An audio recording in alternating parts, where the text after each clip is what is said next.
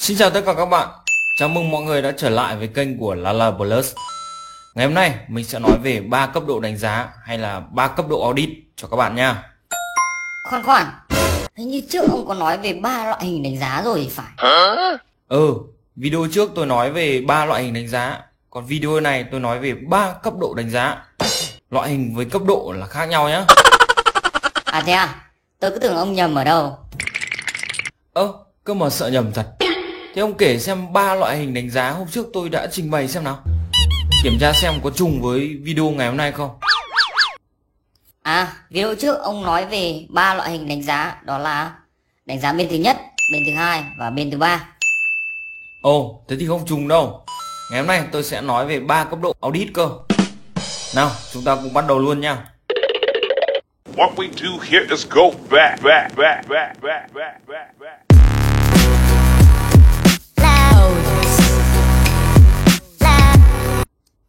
3 cấp độ audit phổ biến nhất đó chính là audit hệ thống, audit quá trình và audit sản phẩm. Tiếng Anh sẽ là System Audit, Process Audit, Product Audit. Hệ thống, quá trình và sản phẩm hả? Ba thứ này có liên quan gì đến nhau thì phải. Đúng rồi, 3 thứ này có mối quan hệ chặt chẽ với nhau. Do vậy, 3 cấp độ audit này cũng liên quan tới nhau đấy. Cơ mà từ từ, trước hết ông cứ phải rõ từng cái một đã. Rồi mối quan hệ của chúng như thế nào thì tôi sẽ phân tích sau nha. Hãy bắt đầu ở cái đầu tiên nào. Cấp độ đánh giá đầu tiên, audit hệ thống hay còn gọi là System Audit. Đánh giá hệ thống á? Nghe có vẻ tổng quát đấy. Đúng rồi, cấp độ này là cấp độ cao nhất, tổng quát nhất trong 3 cấp độ. Phạm vi của nó bao trùm lên toàn bộ tổ chức và doanh nghiệp. Mà khoan, ông Lulu có biết định nghĩa hệ thống system là gì không đã? Hệ thống á? Biết chứ sao không? Hệ thống là hệ thống thôi. Cái rất tổng quát và vĩ mô.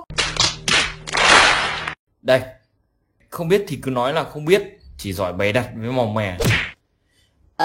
Thì cái từ này dùng suốt cơ mà bảo định nghĩa nó là thế nào thì tự nhiên lại không biết. Vậy thì để tôi định nghĩa cho nhé.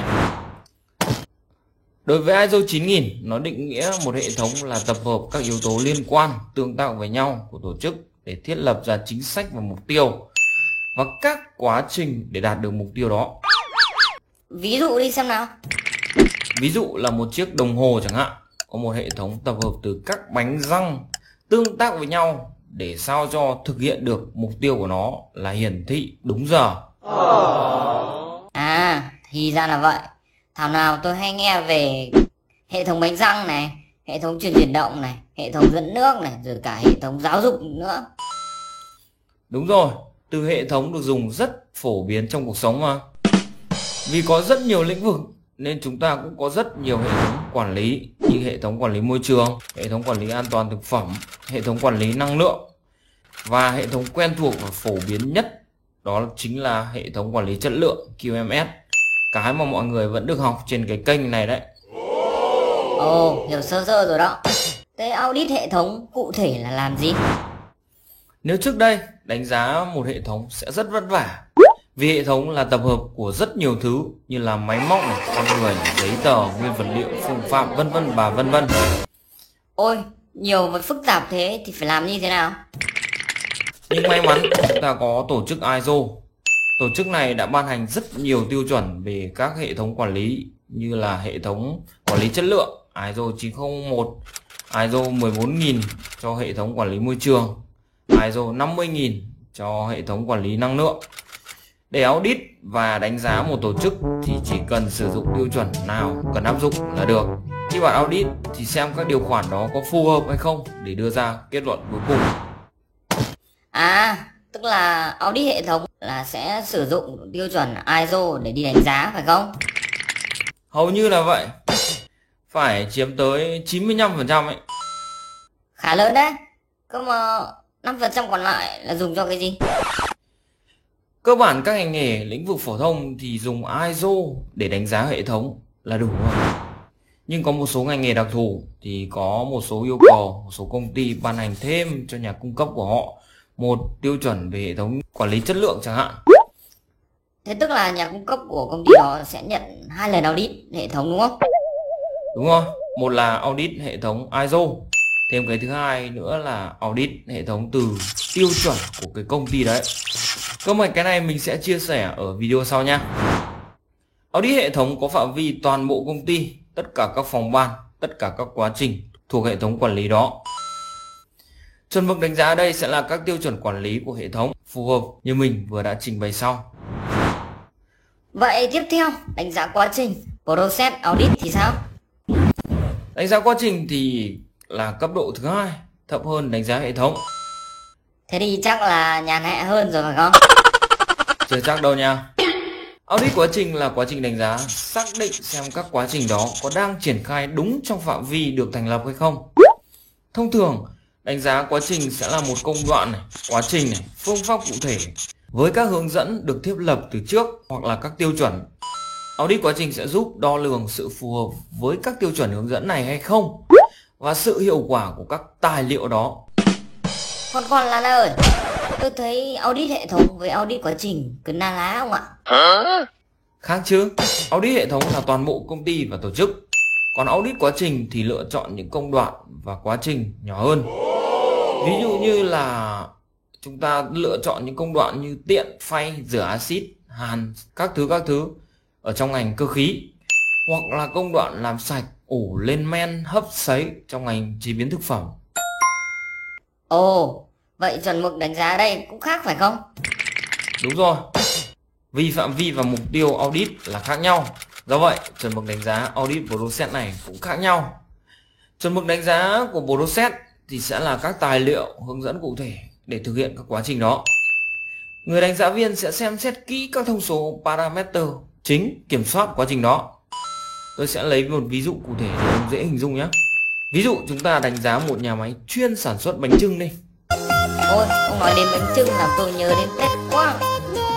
Để tạo ra một chiếc bánh chưng thì bạn phải trải qua những công đoạn và quá trình gì nào? Thì chuẩn bị nguyên liệu như gạo nếp này, thịt lợn này, gia vị, đậu đỗ này. Rồi đến bước gói bánh, luộc bánh, vớt bánh. Tiếp theo nữa thì làm nguội, đóng thùng. Nếu như auditor chọn quá trình luộc bánh để đánh giá theo các tiêu chuẩn hướng dẫn đã được thiết lập thì đấy chính là audit process, đánh giá quá trình. Cụ thể là lúc auditor sẽ sử dụng quy trình hướng dẫn thao tác làm chuẩn mực đánh giá. Auditor sẽ quan tâm đến các thông số parameter để kiểm soát quá trình đó như là nhiệt độ của nước này, thời gian luộc này, thời điểm vớt này và kể cả màu của nước là như thế nào sao cho phù hợp. Kinh nghiệm tôi thì khi luộc bánh chưng thì phân nửa thời gian thì phải vớt bánh ra, rửa qua nước lạnh, thay nước toàn bộ nồi bánh rồi nấu tiếp, bánh sẽ xanh và ngon hơn đúng không ạ? Nếu ông mà tài liệu cái kiến thức đấy vào cái hướng dẫn ấy và tuân theo ấy thì chắc chắn bánh sẽ ngon rồi. Và khi đó đương nhiên audit process cũng sẽ thành công mà thôi. Auditor cho qua hết. Đó chính là cấp độ thứ hai của chúng ta, audit process. Bây giờ chúng ta chuyển sang cấp độ cuối cùng, đánh giá sản phẩm, product audit. Ở cấp độ này thì theo định nghĩa sẽ là đánh giá, thẩm tra một sản phẩm và dịch vụ cụ thể. Ví dụ như phần cứng, nguyên vật liệu trong quá trình sản xuất hoặc phần mềm. So sánh kiểm tra nó có thỏa mãn với các yêu cầu cụ thể như là tiêu chuẩn chất lượng hoặc các yêu cầu khách hàng. Ô, cấp độ audit này thì dễ hiểu rồi đấy. Lấy sản phẩm ra rồi đem nó so sánh với các yêu cầu đặt ra cho nó. Thế là xong rồi phải không? Đúng thế, chuẩn mực đánh giá cho loại audit này chính là các tiêu chuẩn yêu cầu của sản phẩm. Khi bạn có được chuẩn mực rồi thì tiến hành đánh giá thôi. Thực ra so với audit hệ thống và audit quá trình ấy, thì audit sản phẩm có tần suất triển khai rất ít, hiếm khi được thực hiện. Tùy từng ngành nghề đặc thù có các yêu cầu rất đặc biệt và cần sự đánh giá tới tận mức độ sản phẩm thì người ta mới tiến hành product audit này. Vậy là mình đã giới thiệu cho các bạn về 3 cấp độ audit rồi đấy. Đó chính là audit hệ thống, system audit, audit quá trình, process audit và audit sản phẩm, product audit. Video sau mình sẽ làm về sự giống và khác nhau giữa các cấp bậc audit này nhé. Hãy đăng ký kênh để không bỏ lỡ những video đó.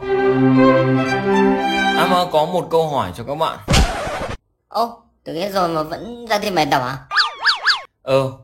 Thử vận dụng kiến thức video trước về 3 loại audit, đó là bên thứ nhất, bên thứ hai và bên thứ ba. Kết hợp với video này có 3 cấp độ audit, đó là hệ thống, quá trình và sản phẩm. Bạn nghĩ chúng có mối quan hệ như thế nào với nhau? Hãy trả lời ở dưới phần bình luận nhé. Hẹn gặp lại các bạn ở video sau nhé. Bye bye. Savannah, I'm coming home. Savannah, we'll never be alone. Savannah.